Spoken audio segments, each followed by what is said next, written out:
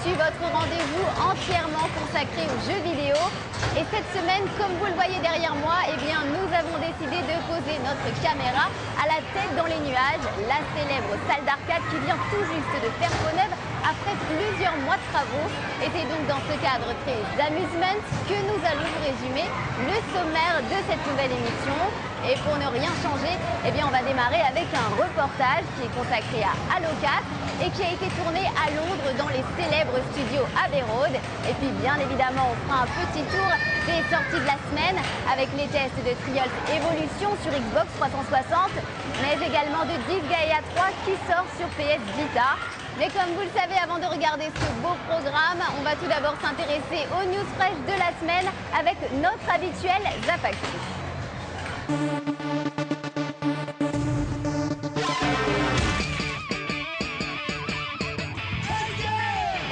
Salut et bienvenue dans Zap Actu, l'essentiel des news importantes de la semaine. C'est parti.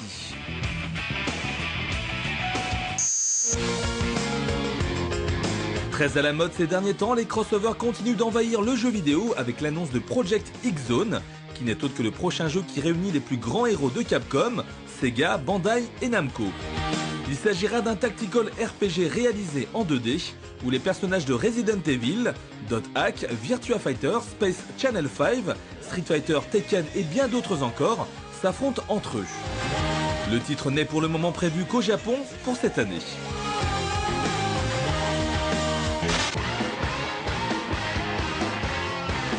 Le marché de l'iPhone grandissant à vue de nez, Capcom a décidé d'adapter Marvel vs Capcom 2 sur le smartphone d'Apple, à l'image de son Street Fighter 4 sorti il y a quelques années. Globalement, on aura affaire au même jeu sorti sur Dreamcast à l'époque, avec bien évidemment une jouabilité au touchpad. Ça va pas être coton, mais toujours est-il que le jeu est d'ores et déjà disponible sur l'App Store.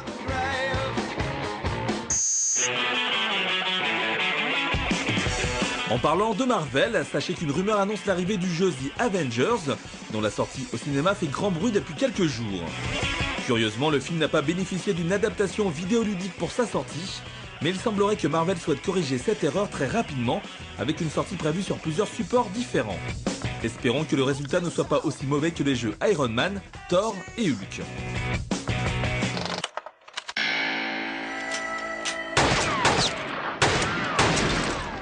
Et pendant que Maxime prenait du bon temps au Colisée de Rome la semaine dernière, eh bien John et Vincent, eux, étaient à Londres dans les célèbres studios Abbey Road pour assister à l'enregistrement de la BO de Halo 4 qui, comme vous le savez, a été confirmé pour le mois de novembre prochain.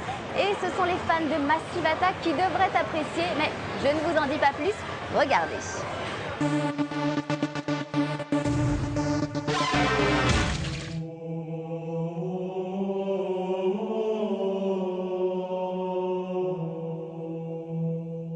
Bonjour et bienvenue dans ce nouveau reportage de Jeux Actu. Aujourd'hui, nous sommes à Londres et très précisément au studio mythique Abbey Road. Et si nous sommes ici, c'est pour assister à l'enregistrement de la bande originale d'Halo 4. Bref, suivez-moi, c'est parti.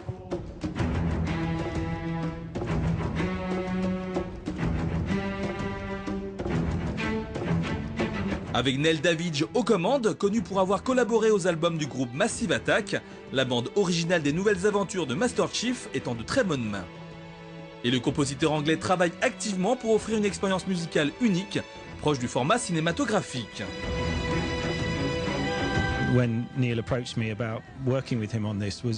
Quand Neil m'a appelé pour travailler sur la bande-son, il voulait que l'on compose de la même façon que pour un film. J'ai travaillé sur des centaines de grosses productions, d'Inception à Moulin Rouge en passant même par The Dark Knight, et cela démontre sa forte volonté de travailler avec des compositeurs de films pour donner à la bande originale du jeu ce côté très cinématographique. Composer pour le jeu vidéo est un exercice très différent de ce que je fais habituellement pour le cinéma ou pour un album de musique, car le jeu vidéo n'est pas une entité fixe. Il n'y a pas de début ou de fin bien délimité, le jeu vidéo est un média interactif, donc la composition est très différente et plus compliquée. Mêlant instruments symphoniques et sonorités plus électroniques, la bande-son d'Halo 4 s'appuie sur l'univers space opéra de la série. Une quatrième itération qui ne les a d'ailleurs pas laissés indifférents dans le processus de création. Je pense que le plus passionnant dans Halo, c'est son scénario épique, ses innombrables personnages qui possèdent chacun leur propre histoire tout aussi mémorable. En tant que musicien, cela nous donne plus de matière pour composer une bande-son qui est du relief, avec beaucoup de passages émouvants et excitants. Une musique qui puisse nous plonger facilement dans l'histoire du jeu, et ce dans ses moindres détails. C'est un FPS, donc il y aura bien évidemment beaucoup de séquences de combat, mais aussi pas mal de nouveautés, de nouveaux vaisseaux et de nouvelles planètes. Donc il y aura de la souffrance, de la tristesse et des héros. C'est fantastique de pouvoir composer dessus, car la moindre émotion y est représentée. Et Neil a fait un très bon travail de composition de ce côté-là.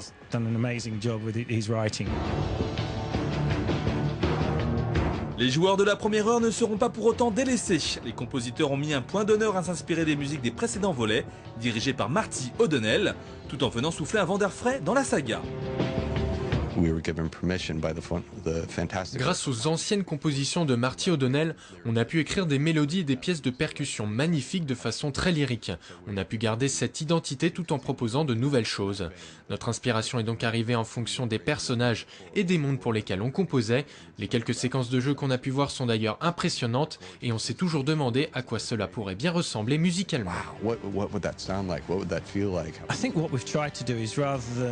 Nous avons essayé de reprendre les compositions déjà connues et d'en faire quelque chose de nouveau, tout en gardant la même identité musicale. Marty avait créé des chants grégoriens et d'autres choses de ce style-là, et nous avions ces éléments en plus de la musique. Mais globalement, l'idée était de faire table rase du passé et de faire quelque chose d'incroyable. Et pour ne pas perdre de vue leur objectif, rien ne vaut une petite partie de Halo pour se recadrer. Nous jouons énormément à Halo au studio, juste pour nous rappeler l'héritage laissé par la série, mais également nous rappeler d'où l'on vient et où l'on va. Le jeu tourne souvent ici, que ce soit le premier ou le dernier épisode. Nos pauses sont généralement consacrées au mode multijoueur et à revisiter la série. C'est ce que l'on fait, le jeu contrôle nos vies. It's taken over our lives.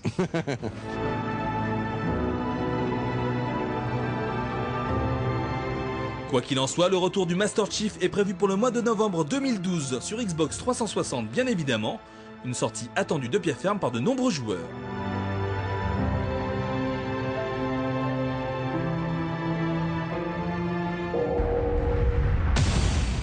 Et 3 ans après le succès inattendu de Trials HD, eh bien le studio finlandais Red Lynx nous revient avec une suite et décide de pousser le concept de jeu de motocross à obstacles encore plus loin. Cette fois-ci, vous allez voir que la réalisation est soignée, le gameplay est simple mais efficace. Bref, Trials Evolution est une des pépites à ne surtout pas manquer sur le Xbox Live. Regardez.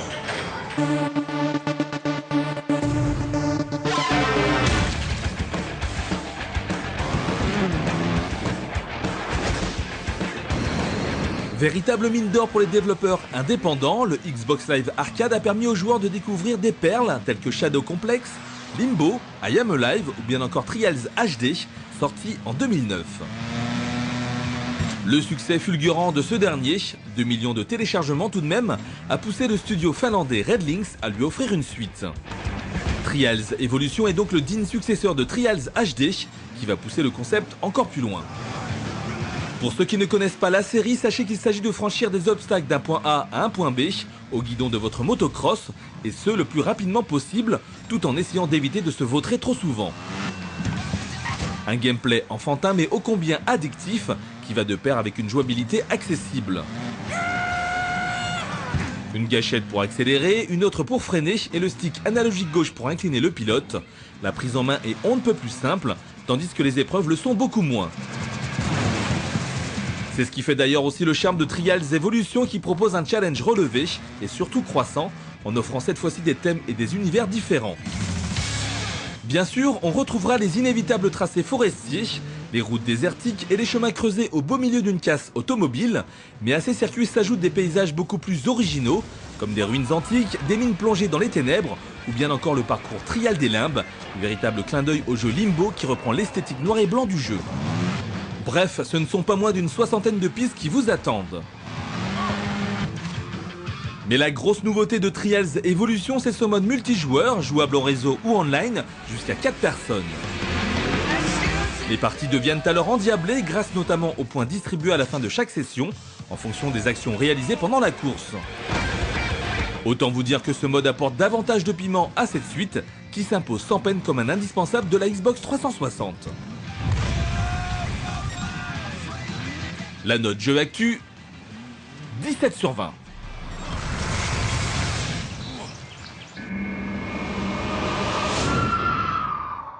Et bien que le Tactical RPG ne parvienne pas à séduire le public français, eh bien le studio japonais Nipponichi ne baisse pas les bras et tente tout de même une nouvelle percée avec Disgaea 3 qui sort cette fois-ci sur PS Vita. Alors il s'agit d'un simple portage de la version PlayStation 3 qui était sortie en 2009, mais cela dit, le résultat est plutôt réussi. Regardez.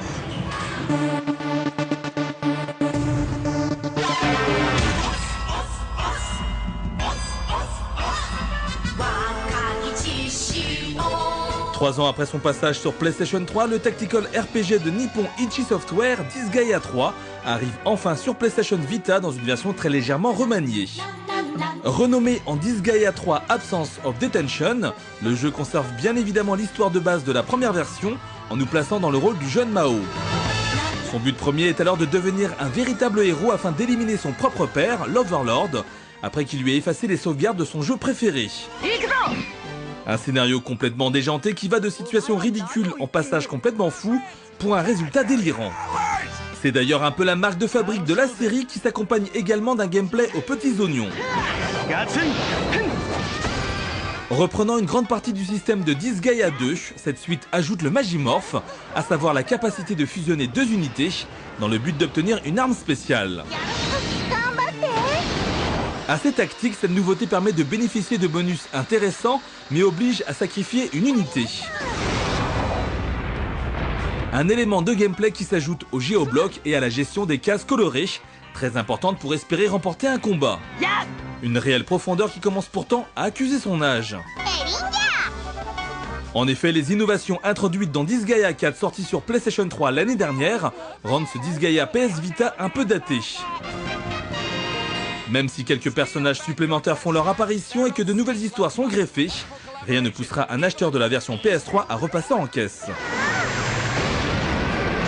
Graphiquement toujours plutôt moyen, le jeu de Nippon Ichi Software n'a pas eu le droit à un lifting. Seuls les artworks des divers personnages possèdent désormais une animation durant les phases de dialogue, soit rien de bien révolutionnaire. Côté tactile, le touchpad permet de régler la caméra mais se montre très perfectible avec une mauvaise reconnaissance des mouvements. Les nouveaux joueurs découvriront quant à eux un jeu d'une densité impressionnante, notamment avec tous les DLC inclus, mais devront reprendre leur dictionnaire français-anglais. En effet, la traduction française de la version PS3 a disparu, ce qui n'aide pas vraiment à rendre le jeu accessible. Toujours aussi varié, profond et bien pensé, heureusement, Disgaea 3 Absence of Detention reste un bon titre avec une durée de vie phénoménale, mais un portage très paresseux. La note jeu actu, 14 sur 20.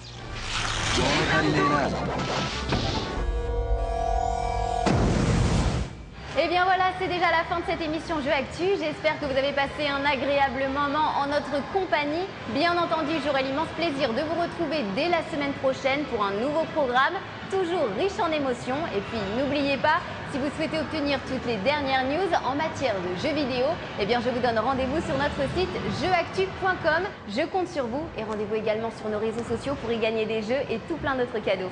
Allez, à la semaine prochaine. Ciao.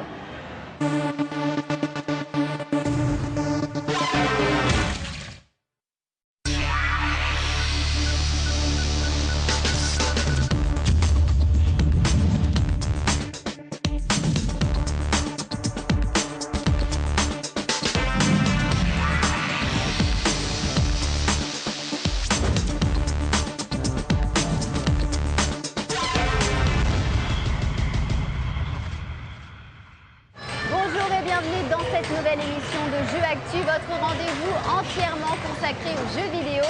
Et cette semaine, comme vous le voyez derrière moi, eh bien, nous avons décidé de poser notre caméra à la tête dans les nuages, la célèbre salle d'arcade qui vient tout juste de faire peau neuve après plusieurs mois de travaux. Et c'est donc dans ce cadre très amusement que nous allons vous résumer le sommaire de cette nouvelle émission. Et pour ne rien changer, eh bien on va démarrer avec un reportage qui est consacré à Halo 4 et qui a été tourné à Londres dans les célèbres studios Abbey Road. Et puis bien évidemment, on fera un petit tour des sorties de la semaine avec les tests de Triumph Evolution sur Xbox 360, mais également de Disgaea 3 qui sort sur PS Vita. Mais comme vous le savez, avant de regarder ce beau programme, on va tout d'abord s'intéresser aux news fraîches de la semaine avec notre habituel Zap Actu.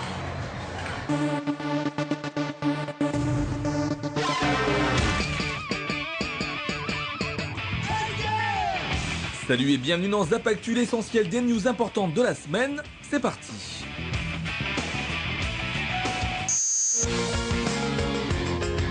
Très à la mode ces derniers temps, les crossovers continuent d'envahir le jeu vidéo avec l'annonce de Project X-Zone, qui n'est autre que le prochain jeu qui réunit les plus grands héros de Capcom, Sega, Bandai et Namco.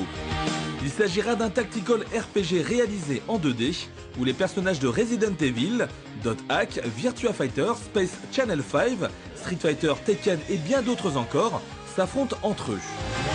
Le titre n'est pour le moment prévu qu'au Japon pour cette année.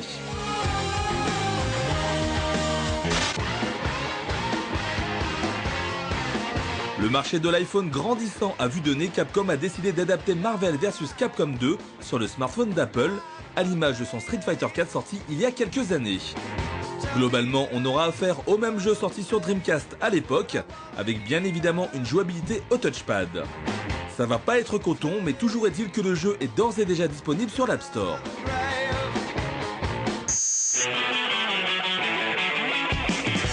En parlant de Marvel, sachez qu'une rumeur annonce l'arrivée du jeu The Avengers, dont la sortie au cinéma fait grand bruit depuis quelques jours. Curieusement, le film n'a pas bénéficié d'une adaptation vidéoludique pour sa sortie, mais il semblerait que Marvel souhaite corriger cette erreur très rapidement, avec une sortie prévue sur plusieurs supports différents. Espérons que le résultat ne soit pas aussi mauvais que les jeux Iron Man, Thor et Hulk.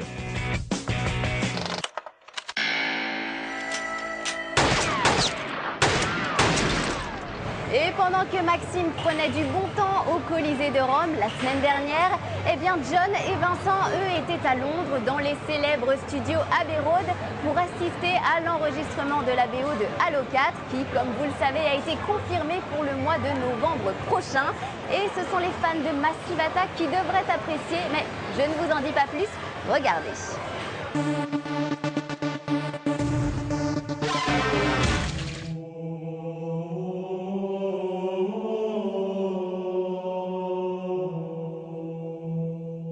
Bonjour et bienvenue dans ce nouveau reportage de Jeux Actu. Aujourd'hui, nous sommes à Londres et très précisément au studio mythique à Abbey Road. Et si nous sommes ici, c'est pour assister à l'enregistrement de la bande originale d'Halo 4. Bref, suivez-moi, c'est parti.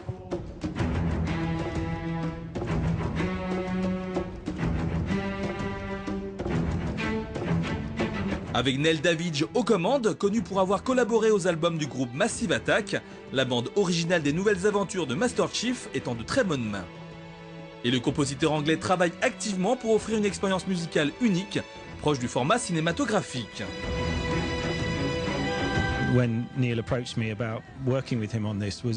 Quand Neil m'a appelé pour travailler sur la bande-son, il voulait que l'on compose de la même façon que pour un film. J'ai travaillé sur des centaines de grosses productions, d'Inception à Moulin Rouge en passant même par The Dark Knight, et cela démontre sa forte volonté de travailler avec des compositeurs de films pour donner à la bande originale du jeu ce côté très cinématographique. Composer pour le jeu vidéo est un exercice très différent de ce que je fais habituellement pour le cinéma ou pour un album de musique, car le jeu vidéo n'est pas une entité fixe. Il n'y a pas de début ou de fin bien délimité, le jeu vidéo est un média interactif, donc la composition est très différente et plus compliquée. Mêlant instruments symphoniques et sonorités plus électroniques, la bande-son d'Halo 4 s'appuie sur l'univers space opéra de la série. Une quatrième itération qui ne les a d'ailleurs pas laissés indifférents dans le processus de création. Je pense que le plus passionnant dans Halo, c'est son scénario épique, ses innombrables personnages qui possèdent chacun leur propre histoire tout aussi mémorable. En tant que musicien, cela nous donne plus de matière pour composer une bande-son qui est du relief, avec beaucoup de passages émouvants et excitants. Une musique qui puisse nous plonger facilement dans l'histoire du jeu, et ce dans ses moindres détails. C'est un FPS, donc il y aura bien évidemment beaucoup de séquences de combat, mais aussi pas mal de nouveautés, de nouveaux vaisseaux et de nouvelles planètes. Donc il y aura de la souffrance, de la tristesse et des héros. C'est fantastique de pouvoir composer dessus, car la moindre émotion y est représentée. Et Neil a fait un très bon travail de composition de ce côté-là.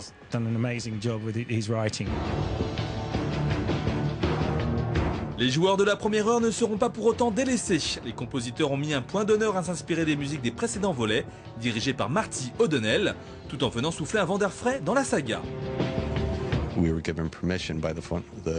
Grâce aux anciennes compositions de Marty O'Donnell, on a pu écrire des mélodies et des pièces de percussion magnifiques de façon très lyrique. On a pu garder cette identité tout en proposant de nouvelles choses. Notre inspiration est donc arrivée en fonction des personnages et des mondes pour lesquels on composait. Les quelques séquences de jeu qu'on a pu voir sont d'ailleurs impressionnantes et on s'est toujours demandé à quoi cela pourrait bien ressembler musicalement. Nous avons essayé de reprendre les compositions déjà connues et d'en faire quelque chose de nouveau, tout en gardant la même identité musicale.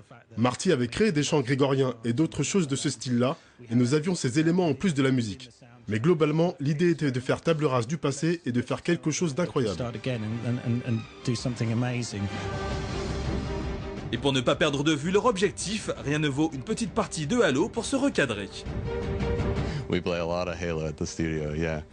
Nous jouons énormément à Halo au studio, juste pour nous rappeler l'héritage laissé par la série, mais également nous rappeler d'où l'on vient et où l'on va. Le jeu tourne souvent ici, que ce soit le premier ou le dernier épisode. Nos pauses sont généralement consacrées au mode multijoueur et à revisiter la série. C'est ce que l'on fait, le jeu contrôle nos vies. It's taken over our lives.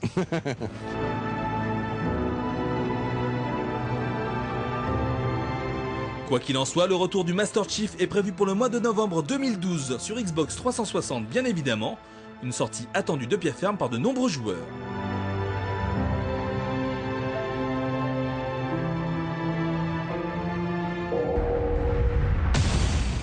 Et 3 ans après le succès inattendu de Trials HD, eh bien le studio finlandais Red Lynx nous revient avec une suite et décide de pousser le concept de jeu de motocross à obstacles encore plus loin. Cette fois-ci, vous allez voir que la réalisation est soignée, le gameplay est simple mais efficace. Bref, Trials Evolution est une des pépites à ne surtout pas manquer sur le Xbox Live. Regardez.